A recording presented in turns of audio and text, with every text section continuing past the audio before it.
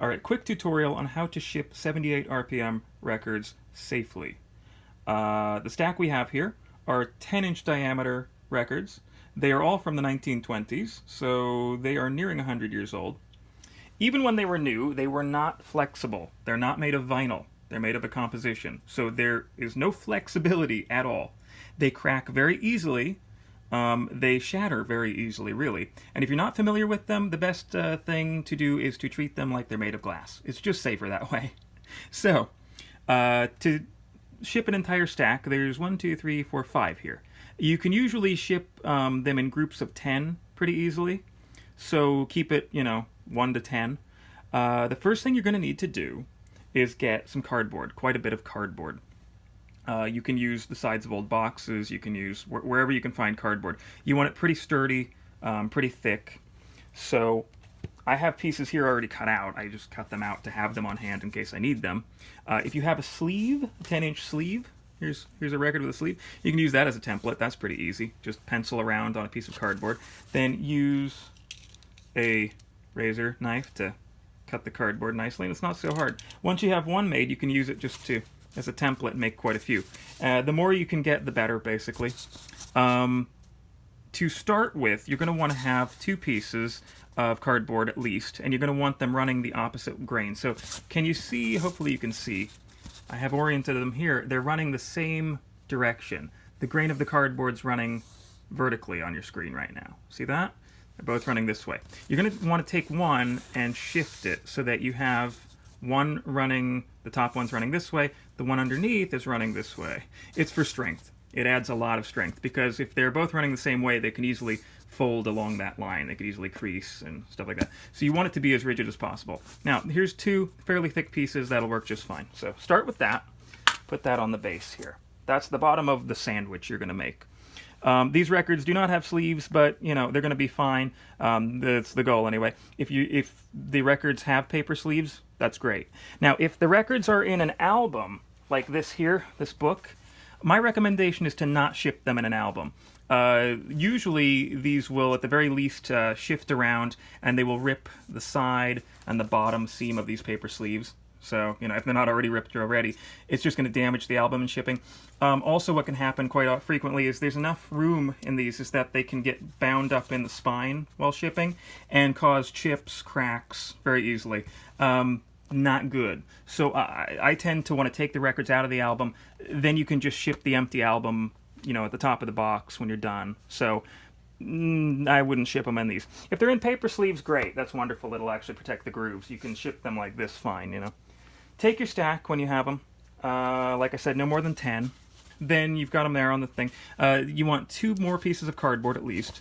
Make sure they're running in opposite directions. This one's running this way, that one's running that way, so that's fine. Finish off your little sandwich here.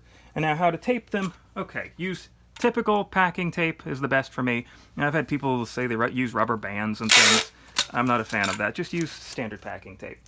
Start on one side at the midpoint and tape them so that it's tight and it's firm, but don't go pulling it any more than you need to.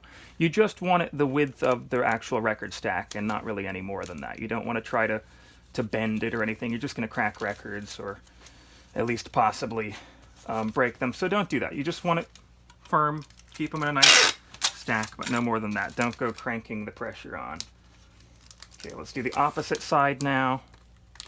There's about the width of the records. Feels right. There we go. It's already feeling nice and sturdy. Let's go over here now. Side 3. Feeling good. And for the last side, get to really see if you've done it right. All right, now, does the stack feel pretty good? They're not shifting very much? Not shifting at all, wonderful. There you have it. Pretty safe, pretty nice, but you need a box that is larger than the diameter of these records. So for a 10-inch record stack, I would recommend at least a 12 by 12 box. And it is a very small stack, so it obviously doesn't need to be very high.